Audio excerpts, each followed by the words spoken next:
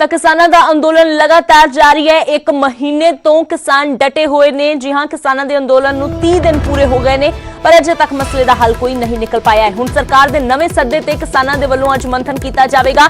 Singhu border ਤੇ ਫਿਰ ਤੋਂ ਕਿਸਾਨ ਜਥੇਬੰਦੀਆਂ ਦੀ ਮੀਟਿੰਗ ਹੋਵੇਗੀ, ਜਿਸ ਦੇ ਵਿੱਚ ਦੇਸ਼ ਭਰ ਦੀਆਂ ਕਿਸਾਨ ਜਥੇਬੰਦੀਆਂ ਵਿਚਾਰ ਕਰਨਗੀਆਂ, ਕਿਉਂਕਿ ਕੇਂਦਰ ਨੇ ਕੱਲ ਫਿਰ ਤੋਂ चिट्ठी तो भेजी, पर उस चिट्ठी दे विच बिना तरीक वाला सद्दा ही दोबारा भेजा गया है। यानी कि दोबारा तो गेंद केंद्र ने किसानां दे पाले दे विच सुट दित्ती है। तो फिलहाल चिट्ठियां दी खेड चल रही है, इधरों चिट्ठी उधर जाती है, उधरों चिट्ठी इधर आ जाती है, पर अजे तक जो है कोई सिट्टा, कोई मसले का हल निकलता होया नजर नहीं आ रहा। किसान कह रहे हैं कि सरकार तरीक देवे, सरकार इस गल ते अड़ी है कि किसान तरीक देवे। हालांकि सरकार ने थां तां निर्धारित कर दी है, ये तो दस दिता है कि विज्ञान भवन दे विच मीटिंग होवेगी, पर नाल ये भी लिख दिता है कि विज्ञान भवन दे विच किन्नी तरीक नूं किन्ने बजे मीटिंग करनी है, एक किसान तय करन। तां फिलहाल हुण तरीक नूं लैके कौन अगे कदम वधाएगा, क्योंकि जदों तरीक तय होवेगी उदों ही मुलाकात दे लई राह जो है वो बनेगा। फिलहाल किसान चिट्ठी लिखते हैं तो सरकार चिट्ठी वापस भेजती है, फिर दोबारा तो चिट्ठी जाती है। हजे चिट्ठियां का दौर जारी है, तो ये चिट्ठियां तो गल अगे वध के गल्लां बातां ते कदों आवेगी, चर्चा ते कदों आवेगी, ये जरूर इस वेले वड्डा सवाल बनया होया है। तो अज फिर तो जो किसान जथेबंदियां ने मीटिंग करन जा रही ने, तो अज कोई वड्डा फैसला लिया जा सकता है। किसान जथेबंदियां कोई वड्डा ऐलान कर सकदियां ने या कोई वड्डा फैसला ले सकदियां ने, पर की तरीक दा ऐलान करदियां ने किसान जथेबंदियां, ये देखना काफी अहम है। बकायदा की करना है, ये साडी कल नूं मीटिंग होण जा रही है, कल नूं मीटिंग 'च फैसला लवांगे। पर मोटे जे रूप 'ਚ देखीए तो ਜਿਹੜੀਆਂ ਪਹਿਲੀਆਂ ਜਿਹੜੀਆਂ ਸਾਨੂੰ ਆਏ ਨੇ ਸੱਦੇ ਪੱਤਰ, ਉਹਨਾਂ ਵਾਂਗੂ ਹੀ ਮਤਲਬ ਜਿਵੇਂ ਪਹਿਲਾਂ ਸਾਡੇ ਨਾਲ ਮੀਟਿੰਗ ਖੇਡਦੇ ਰਹੇ ਨੇ, ਹੁਣ ਲੱਗਦਾ ਚਿੱਠੀ ਖੇਡ ਰਹੇ ਨੇ। ਔਰ ਐਸ ਨੂੰ ਪੜ੍ਹ ਕੇ ਮੈਨੂੰ ਐ ਹੈਰਾਨਗੀ ਹੋਈ ਕਿ ਪਿਛਲੀ ਮੀਟਿੰਗ ਦਾ ਜਿਵੇਂ ਕਿਸੇ ਕਲਰਕ ਨੇ ਕੁਝ ਪੈਰੇ ਕਾਪੀ ਪੇਸਟ ਕੀਤੇ ਹੁੰਦੇ ਨੇ।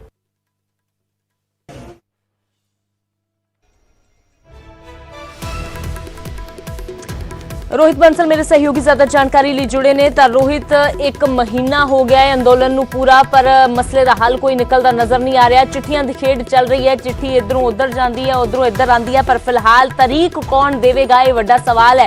अज दी मीटिंग नूं लैके की कुछ जानकारी?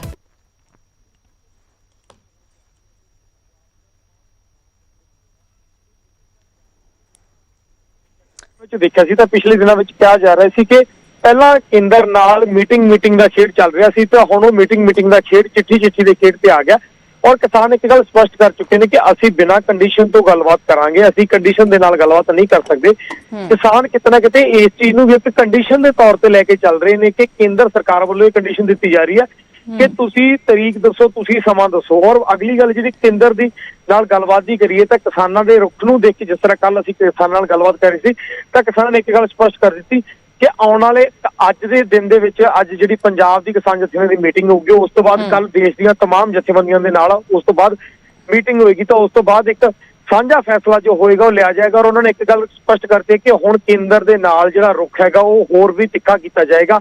और फिलहाल जो किसानों के नाल गलबात हुई है उस तो लग नहीं रहा कि किसान एक बार फिर तो जिहड़ी तरीक आ वो केंद्र नूं देणगे। शायद किसान एक बार फिर गेंद केंद्र के पाले दे विच सिੱਟਣਗੇ। और उन्होंने कहा कि असीं आने वाले समय दे विच रुख होर ज्यादा तेज करांगे, संघर्ष साडा होर तेज होएगा कि केंद्र सरकार नूं पता लगे कि किसान इत्थे बैठन नहीं आए बल्कि अपना संघर्ष लड़न आए ने। पर उन्होंने नाल ही एक गल दोहराई कि साडा संघर्ष है जो शांतिपूर्ण जरूर रहेगा, असीं किसी भी तरह का कोई हिंसक प्रदर्शन नहीं करन जा रहे। साडा प्रदर्शन है जो बेहद शांतिपूर्ण रहेगा, पर साडा प्रदर्शन इस तरह का तिखा होएगा कि केंद्र सरकार नूं एहसास होएगा कि जिहड़े किसान ने गलबात लिए इत्थे बैठे हुए ने, किसान जिहड़े प्रदर्शन लिए इत्थे बैठे हुए ने, किसान इत्थे बैठ के अपना समा जाया नहीं कर रहे। जी अमृत। बिल्कुल रोहित, किसान गलबात लिए तैयार ने, सरकार भी कह रही है असीं गलबात लिए तैयार हाँ, पर तरीक कोई नहीं दे रहा, जिस लिए छोटी जी गल भी वड्डी बनती जा रही है। फिलहाल कोई तरीक दिंदे ने किसान। अज दी मीटिंग काफी अहम है। शुक्रिया रोहित इस सारी जानकारी दे लई। तो सरकार दे वल्लों एक बार फिर तो चिट्ठी भेज दी गई है, पर उस चिट्ठी दे विच भी तारीख दा किते भी जिक्र नहीं किया गया, यानी कि दूजी बार बिना तरीक वाली चिट्ठी। हुण तरीक कौन तय करेगा ये जरूर वड्डा सवाल बनया है, क्योंकि जदों तरीक तय होवेगी उदों ही गलबात का सिलसिला शुरू होगा और डेडलॉक खत्म होगा जो 8 दिसंबर तो बाद तो शुरू होया है।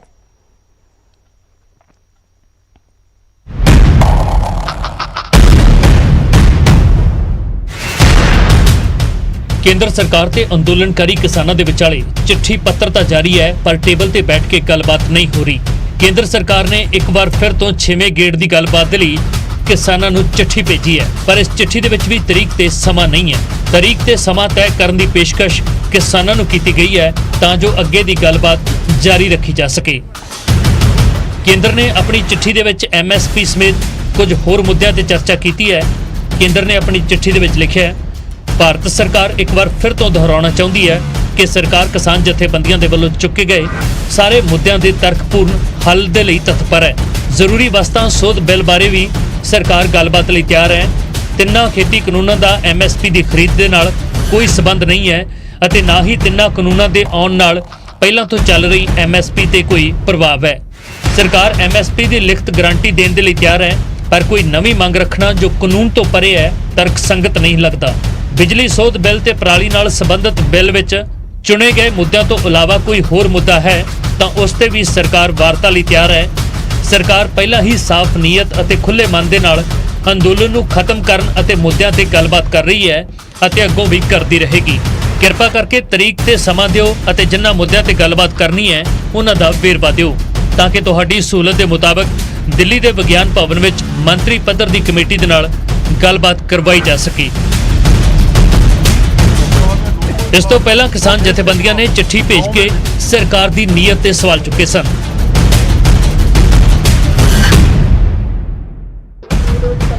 ਸਾਫ਼ ਜਿਹੀ ਗੱਲ ਹੈ ਕਿ ਦੋਵੇਂ ਧਿਰਾਂ ਆਪੋ ਆਪਣੇ ਸਟੈਂਡ ਤੇ ਬਰਕਰਾਰ ਨੇ। ਸਰਕਾਰ ਅੰਦੋਲਨ ਖਤਮ ਕਰਵਾਉਣਾ ਚਾਹੁੰਦੀ ਹੈ ਤਾਂ ਕਿਸਾਨ ਖੇਤੀ ਕਾਨੂੰਨ ਰੱਦ ਕਰਵਾਉਣਾ ਚਾਹੁੰਦੇ ਨੇ। ਪਰ ਇਸ ਵਿਚਾਲੇ ਚਿੱਠੀਆਂ ਦਾ ਇੱਕ ਦੌਰ ਸ਼ੁਰੂ ਹੋ ਗਿਆ ਹੈ, ਪਰ ਜਿਸ ਟੇਬਲ ਟਾਕ ਦੇ ਵਿੱਚ ਇਸ ਮੁੱਦੇ ਦਾ ਹੱਲ ਨਿਕਲਣਾ ਹੈ ਉਹ ਫਿਲਹਾਲ ਦੀ ਘੜੀ ਬੰਦ ਪਈ ਹੈ। ਦਿੱਲੀ ਤੋਂ ਪੰਕਜ ਕਪਾਹੀ, ਨਿਊਜ਼ 18। ਤਾਂ ਗੱਲਬਾਤ ਦਾ ਸਿਲਸਿਲਾ ਬੇਸ਼ੱਕ ਸ਼ੁਰੂ ਨਹੀਂ ਹੋ ਪਾ ਰਿਹਾ ਦੁਬਾਰਾ, ਪਰ ਦਿੱਲੀ ਦੇ ਵਿੱਚ ਕਿਸਾਨਾਂ ਦਾ ਅੰਦੋਲਨ ਲਗਾਤਾਰ ਜਾਰੀ ਹੈ ਤੇ 1 ਮਹੀਨਾ ਇਸ ਅੰਦੋਲਨ ਨੂੰ ਪੂਰਾ ਹੋ ਗਿਆ। ਹੁਣ ਅੰਦੋਲਨ ਨੂੰ ਹੋਰ ਵੀ ਭਖਾਉਣ ਦੀ ਤਿਆਰੀ ਦੇ ਵਿੱਚ ਨੇ ਕਿਸਾਨ। ਅੱਜ ਤੋਂ ਹਰਿਆਣਾ ਦੇ ਟੋਲ ਫ੍ਰੀ ਕਰਨ ਦੀ ਤਿਆਰੀ ਦੇ ਵਿੱਚ ਨੇ। ਅਗਲੇ 3 ਦਿਨਾਂ ਤੱਕ ਹਰਿਆਣਾ ਦੇ ਸਾਰੇ ਟੋਲ ਫ੍ਰੀ ਕੀਤੇ ਜਾਣਗੇ।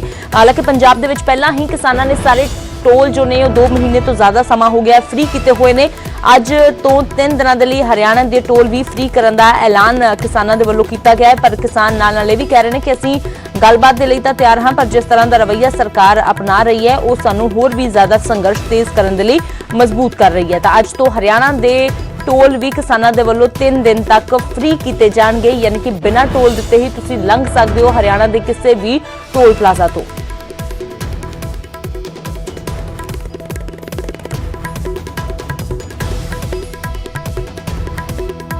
ਤੇ ਉਧਰ ਅੱਜ ਅਟਲ ਬਿਹਾਰੀ ਵਾਜਪਾਈ ਜੀ ਦੀ ਜਯੰਤੀ ਹੈ ਤੇ ਇਸ ਮੌਕੇ ਕਿਸਾਨਾਂ ਨੂੰ ਵੱਡੀ ਸੌਗਾਤ ਦੇਣਗੇ ਪ੍ਰਧਾਨ ਮੰਤਰੀ ਨਰਿੰਦਰ ਮੋਦੀ। ਕਿਸਾਨ ਸਨਮਾਨ ਨਿਧੀ ਯੋਜਨਾ ਦੇ ਤਹਿਤ ਰਾਸ਼ੀ ਜਾਰੀ ਕਰਨਗੇ। 9 ਕਰੋੜ ਕਿਸਾਨਾਂ ਨੂੰ ਕਰੀਬ 18,000 ਕਰੋੜ ਦੀ ਮਦਦ ਦਿੱਤੀ ਜਾਵੇਗੀ। ਇਹ ਪੈਸਾ ਸਿੱਧਾ ਕਿਸਾਨਾਂ ਦੇ ਖਾਤਿਆਂ ਦੇ ਵਿੱਚ ਟ੍ਰਾਂਸਫਰ ਹੋਵੇਗਾ ਤੇ 12 ਵਜੇ ਦੇ ਕਰੀਬ ਕਿਸਾਨਾਂ ਨੂੰ ਸੰਬੋਧਨ ਵੀ ਕਰਨਗੇ ਪ੍ਰਧਾਨ ਮੰਤਰੀ। ਅੱਜ ਕਿਸਾਨਾਂ ਨੂੰ ਵੱਡੀ ਸੌਗਾਤ ਵੀ ਦੇਣਗੇ। ਅਟਲ ਬਿਹਾਰੀ ਵਾਜਪਾਈ ਜੀ ਦੀ ਜਯੰਤੀ ਦੇ ਮੌਕੇ ਇਹ ਸੌਗਾਤ ਦੇਣਗੇ। 18,000 ਕਰੋੜ ਰੁਪਏ ਦੀ ਮਦਦ ਦਿੱਤੀ ਜਾਵੇਗੀ। 9 ਕਰੋੜ ਕਿਸਾਨਾਂ ਨੂੰ ਇਸ ਦਾ ਸਿੱਧਾ ਫਾਇਦਾ ਮਿਲੇਗਾ।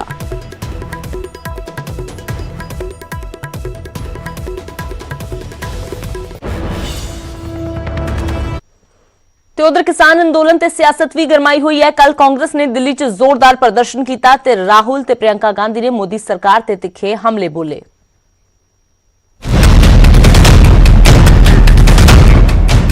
ਤਿੰਨ ਖੇਤੀ ਕਾਨੂੰਨਾਂ ਤੇ ਨਾ ਤਾਂ ਸਰਕਾਰ ਝੁਕ ਰਹੀ ਹੈ ਤੇ ਨਾ ਕਿਸਾਨ, ਜਿਸ ਕਰਕੇ ਇਹਨਾਂ ਖੇਤੀ ਕਾਨੂੰਨਾਂ ਤੇ ਗੱਲਬਾਤ ਦੇ ਨਾਲ ਕੋਈ ਹੱਲ ਨਹੀਂ ਨਿਕਲ ਪਾ ਰਿਹਾ। ਖੇਤੀ ਕਾਨੂੰਨਾਂ ਦੇ ਖਿਲਾਫ ਕਿਸਾਨਾਂ ਦੇ ਅੰਦੋਲਨ ਦਾ ਵੀਰਵਾਰ ਨੂੰ 29ਵਾਂ ਦਿਨ ਸੀ।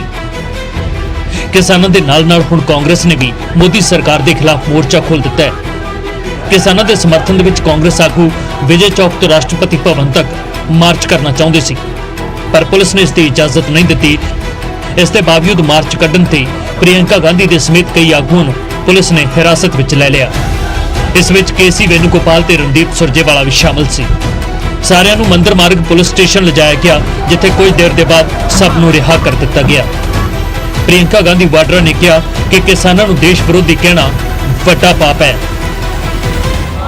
हमने 2 करोड़ किसानों के हस्ताक्षर इकट्ठे किए हैं जो हम राष्ट्रपति जी तक पहुंचाना चाहते हैं, ताकि वो जाने कि ये किसान जो बॉर्डर पे बैठे हुए हैं उनके साथ 2 करोड़ और किसान इस देश के लगे हुए हैं, कि पूरी देश की जनता उनका समर्थन कर रही है। सरकार को जानना चाहिए और हमारा काम है, कर्तव्य है एक विपक्ष के दल की होने के नाते कि हम किसानों की आवाज को उठाएं। वही कर रहे हैं हम। किसानों की आवाज को सुनना आपकी जिम्मेदारी है, सरकार की जिम्मेदारी है। इस जनता के प्रति सरकार जवाबदेह है। ਇੱਕ ਪਾਸੇ ਕਾਂਗਰਸ ਦੇ ਦਿੱਗਜ ਮਾਰਚ ਕੱਢ ਰਹੇ ਸਨ ਤੇ ਦੂਜੇ ਪਾਸੇ ਰਾਹੁਲ ਗਾਂਧੀ ਨੇ ਕਿਸਾਨਾਂ ਦੇ ਹੱਕ ਵਿੱਚ ਰਾਸ਼ਟਰਪਤੀ ਰਾਮਨਾਥ ਕੋਵਿੰਦ ਦੇ ਨਾਲ ਮੁਲਾਕਾਤ ਕੀਤੀ। ਰਾਹੁਲ ਗਾਂਧੀ ਤੇ ਗੁਲਾਮ ਨਬੀ ਆਜ਼ਾਦ ਨੇ ਰਾਸ਼ਟਰਪਤੀ ਨੂੰ ਮਿਲ ਕੇ ਕਿਸਾਨਾਂ ਦੇ ਮਾਮਲੇ ਵਿੱਚ ਦਖਲ ਦੇਣ ਦੀ ਮੰਗ ਕੀਤੀ। ਰਾਹੁਲ ਗਾਂਧੀ ਨੇ ਮੋਦੀ ਸਰਕਾਰ ਤੇ ਹਮਲਾ ਬੋਲਦੇ ਕਿਹਾ ਕਿ ਪ੍ਰਧਾਨ ਮੰਤਰੀ ਸਿਰਫ 2-3 ਲੋਕਾਂ ਦਾ ਫਾਇਦਾ ਕਰਨਾ ਚਾਹੁੰਦੇ ਨੇ। सरकार ने कहा था कि ये कानून किसान के फायदे के हैं और देश को दिख रहा है कि किसान कानून के खिलाफ खड़ा हुआ है। प्रधानमंत्री को ये नहीं सोचना चाहिए कि किसान और मजदूर घर चले जाएंगे, नहीं जाएंगे जब तक ये कानून वापस नहीं लिया जाएगा। जॉइंट सेशन कीजिए और कानून को एकदम वापस लीजिए, क्योंकि किसान वापस नहीं जाने वाला है। ਰਾਹੁਲ ਗਾਂਧੀ ਨੇ ਹਮਲਾਵਰ ਅੰਦਾਜ਼ ਦੇ ਵਿੱਚ ਮੋਦੀ ਸਰਕਾਰ ਤੇ ਵਾਰ ਕਰਦੇ ਕਿਹਾ ਇਹ ਕਾਨੂੰਨ ਕਿਸਾਨਾਂ ਦੇ ਲਈ ਨਹੀਂ ਬਲਕਿ ਉਦਯੋਗਪਤੀਆਂ ਲਈ ਨੇ ਅਤੇ ਮੋਦੀ ਸਰਕਾਰ ਦੇਸ਼ ਨੂੰ ਇੱਕ ਖਤਰਨਾਕ ਟਰੈਕ ਤੇ ਲਿਜਾ ਰਹੀ ਹੈ। ਫਿਰ ਰਿਪੋਰਟ ਨਿਊਜ਼ 18। ਤੇ ਉਧਰ ਗੱਲ ਕਰਦੇ ਹਾਂ ਬਰਨਾਲਾ ਦੀ, ਜਿੱਥੇ ਪਿੰਡ ਚੀਮਾ ਦੇ ਵਿੱਚ ਮਹਿਲਾਵਾਂ ਨੇ 3 ਖੇਤੀ ਕਾਨੂੰਨਾਂ ਦੇ ਖਿਲਾਫ ਅਨੋਖੇ ਅੰਦਾਜ਼ ਦੇ ਵਿੱਚ ਪ੍ਰਦਰਸ਼ਨ ਕੀਤਾ। ਜਿੱਥੇ ਮਹਿਲਾਵਾਂ ਦਾ ਪ੍ਰਦਰਸ਼ਨ ਦੇਖਣ ਨੂੰ ਮਿਲਿਆ। ਔਰਤਾਂ ਨੇ ਜਾਗੋ ਕੱਢ ਕੇ ਕਾਨੂੰਨਾਂ ਦਾ ਵਿਰੋਧ ਕੀਤਾ ਤੇ ਲੋਕਾਂ ਨੂੰ ਕਿਸਾਨੀ ਸੰਘਰਸ਼ ਬਾਰੇ ਜਾਗਰੂਕ ਕੀਤਾ।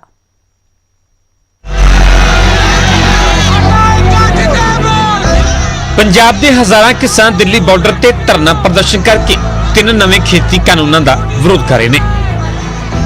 ਉੱਥੇ ਪੰਜਾਬ 'ਚ ਵੀ ਇਹਨਾਂ ਕਾਨੂੰਨਾਂ ਦੇ ਬਾਰੇ ਲੋਕਾਂ ਨੂੰ ਜਾਗਰੂਕ ਕਰਨ ਦੇ ਲਈ ਹਰ ਮੁਮਕਿਨ ਕੋਸ਼ਿਸ਼ ਕੀਤੀ ਜਾ ਰਹੀ ਹੈ। ਕਿਸਾਨ ਤੇ ਕਿਸਾਨੀ ਨਾਲ ਜੁੜੇ ਲੋਕ ਅੰਦੋਲਨ ਨੂੰ ਮਜ਼ਬੂਤ ਕਰਨ ਦੇ ਲਈ ਆਪੋ ਆਪਣੇ ਤਰੀਕੇ ਨਾਲ ਯੋਗਦਾਨ ਪਾ ਰਹੇ ਨੇ। ਕੁਝ ਅਜਿਹਾ ਹੀ ਵੇਖਣ ਨੂੰ ਮਿਲਿਆ ਬਰਨਾਲਾ ਜ਼ਿਲ੍ਹੇ ਦੇ ਪਿੰਡ ਚੀਮਾ ਵਿਖੇ, ਜਿੱਥੇ ਮਹਿਲਾਵਾਂ ਨੇ ਕੇਂਦਰ ਸਰਕਾਰ ਦੇ ਖਿਲਾਫ ਅਨੋਖਾ ਰੋਸ ਪ੍ਰਦਰਸ਼ਨ ਕੀਤਾ। ਵੱਡੀ ਗਿਣਤੀ 'ਚ ਮਹਿਲਾਵਾਂ ਨੇ ਜਾਗੋ ਕੱਢੀ ਤੇ ਕਿਹਾ ਕਿ 26 ਦਸੰਬਰ ਨੂੰ ਦਿੱਲੀ ਚੱਲੋ ਜਾਂ ਘਰ ਬੈਠੇ ਕਿਸਾਨਾਂ ਨੂੰ ਜਾਗਰੂਕ ਕਰਨ ਦੇ ਲਈ ਇਹ ਜਾਗੋ ਕੱਢੀ ਗਈ ਹੈ। ਅਸੀਂ ਇਹ ਜਾਗੋ ਦਾ ਪਰਪਸ ਆ ਵੀ ਜਿਹੜੇ ਅਸੀਂ ਪਿੰਡਾਂ ਦੇ ਵਿੱਚ ਪਿੰਡਾਂ ਨੂੰ ਜਗਾਉਣ ਦੇ ਵਾਸਤੇ ਜਿਹੜੇ ਸਾਡੇ ਲੋਕ ਅਜੇ ਵੀ ਸਾਡੇ ਭੈਣਾਂ ਭਰਾ ਪਿੰਡਾਂ ਦੇ ਵਿੱਚ ਸੁੱਤੇ ਪਏ ਨੇ, ਅਜੇ ਜਾਗੇ ਨਹੀਂ ਜਾਂ ਆਪਦੇ ਘਰਾਂ 'ਚ ਬੈਠੇ ਨੇ, ਦਿੱਲੀ ਨਹੀਂ ਗਏ ਜਾਂ ਸੰਘਰਸ਼ਾਂ 'ਚ ਨਹੀਂ ਗਏ ਜਾਂ ਉਹਨਾਂ ਨੂੰ ਅਜੇ ਕਾਨੂੰਨਾਂ ਦਾ ਨਹੀਂ ਪਤਾ। ਜਾਗੋ ਸ਼ਾਮਲ ਮਹਿਲਾਵਾਂ ਨੇ ਕਿਹਾ ਕਿ ਦਿੱਲੀ ਸੰਘਰਸ਼ ਦੇ ਵਿੱਚ ਸ਼ਾਮਲ ਹੋਣ ਦੇ ਲਈ ਵੱਧ ਤੋਂ ਵੱਧ ਲੋਕਾਂ ਨੂੰ ਲਾਮਬੰਦ ਕੀਤਾ ਜਾ ਰਿਹਾ ਹੈ। ਸੰਘਰਸ਼ ਆ ਜਿਹੜਾ ਕਿਸਾਨ ਵਿਰੋਧੀ, ਮਜ਼ਦੂਰ ਵਿਰੋਧੀ, ਆੜ੍ਹਤੀਆਂ ਜਾਂ ਕਿਸੇ ਵੀ ਸਾਰੇ ਵਰਗਾਂ ਦੇ ਇਹ ਜਿਹੜਾ ਕਾਨੂੰਨ ਹੈ ਉਹਦੇ ਸੰਬੰਧ ਦੇ ਵਿੱਚ ਜਾਗੋ ਕੱਢੀ ਗਈ ਆ। ਸਾਡਾ 26 ਦਿਨ ਤੋਂ ਲੈ ਕੇ ਮੰਨ ਕੇ ਚੱਲ ਮਹੀਨੇ ਵਾਂਗੂ ਤਕਰੀਬਨ ਹੋ ਗਿਆ ਦਿੱਲੀ ਦੇ ਵਿੱਚ ਮੋਰਚਾ ਚੱਲ ਰਿਹਾ। ਉਦੋਂ ਪਹਿਲਾਂ ਸਾਡਾ ਪੈਟਰੋਲ ਪੰਪਾਂ ਦੇ ਮੌਲਾਂ ਦੇ ਵਿੱਚ ਸੰਘਰਸ਼ ਚੱਲ ਰਿਹਾ ਸੀਗਾ। ਉੱਥੇ ਕਿਸਾਨਾਂ ਨੇ ਕਿਹਾ ਕਿ ਜਦੋਂ ਤੱਕ ਕੇਂਦਰ ਸਰਕਾਰ ਖੇਤੀ ਕਾਨੂੰਨਾਂ ਨੂੰ ਪੂਰੀ ਤਰ੍ਹਾਂ ਰੱਦ ਨਹੀਂ ਕਰੇਗੀ, ਕਿਸਾਨਾਂ ਦਾ ਅੰਦੋਲਨ ਲਗਾਤਾਰ ਜਾਰੀ ਰਹੇਗਾ ਤੇ ਦਿੱਲੀ 'ਚ ਵੀ ਕਿਸਾਨ ਵੱਡੀ ਗਿਣਤੀ ਵਿੱਚ ਕੂਚ ਕਰਦੇ ਰਹਿਣਗੇ। ਬਰਨਾਲਾ ਤੋਂ ਅਸ਼ੀਸ਼ ਸ਼ਰਮਾ, ਨਿਊਜ਼ 18 ਪੰਜਾਬ। ਤੇ ਫਿਲਹਾਲ ਇੱਕ ਛੋਟੇ ਜਿਹੇ ਬ੍ਰੇਕ ਦੇ ਲਈ ਰੁਕਦੇ ਹਾਂ।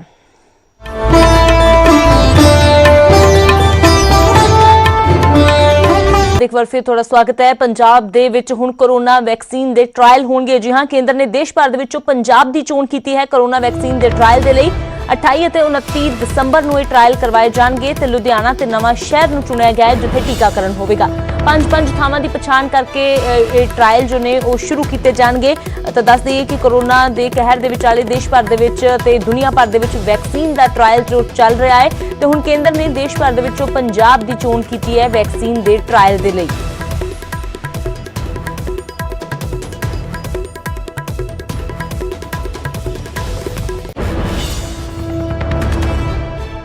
ਤਾਂ 28 ਅਤੇ 29 ਦਸੰਬਰ ਨੂੰ ਇਹ ਜੋ ਟ੍ਰਾਇਲ ਨੇ ਕਰਵਾਏ ਜਾਣਗੇ। ਲੁਧਿਆਣਾ ਅਤੇ ਨਵਾਂ ਸ਼ਹਿਰ ਦੇ ਵਿੱਚ ਟੀਕਾਕਰਨ ਹੋਵੇਗਾ ਤੇ 5 ਥਾਵਾਂ ਦੀ ਪਛਾਣ ਕਰਕੇ ਸ਼ੁਰੂ ਕੀਤੇ ਜਾਣਗੇ ਇਹ ਟ੍ਰਾਇਲ। ਪੰਜਾਬ ਦੇ ਵਿੱਚ ਨਵਾਂ ਸ਼ਹਿਰ ਤੇ ਲੁਧਿਆਣਾ ਨੂੰ ਚੁਣਿਆ ਗਿਆ ਹੈ ਕੋਰੋਨਾ ਵੈਕਸੀਨ ਦੇ ਟੀਕਾਕਰਨ ਦੇ ਲਈ। ਦੇਸ਼ ਭਰ ਦੇ ਵਿੱਚ ਟ੍ਰਾਇਲ ਹੋ ਰਹੇ ਨੇ। ਦੱਸ ਦਈਏ ਕਿ ਵੈਕਸੀਨ ਦੇ ਉੱਤੇ ਕੰਮ ਚੱਲ ਰਿਹਾ ਹੈ। ਵੱਖ-ਵੱਖ ਦੇਸ਼ਾਂ ਦੇ ਵਿੱਚ ਜੋ ਵੱਖ-ਵੱਖ ਪੜਾਵਾਂ ਦੇ ਤਹਿਤ ਕੋਰੋਨਾ ਵੈਕਸੀਨ ਦਾ ਕੰਮ ਚੱਲ ਰਿਹਾ ਹੈ। ਤੇ ਹੁਣ ਪੂਰੇ ਦੇਸ਼ ਦੇ ਵਿੱਚੋਂ ਪੰਜਾਬ ਨੂੰ ਚੁਣਿਆ ਗਿਆ ਹੈ ਕੋਰੋਨਾ ਵੈਕਸੀਨ ਦੇ ਟ੍ਰਾਇਲ ਦੇ ਲਈ।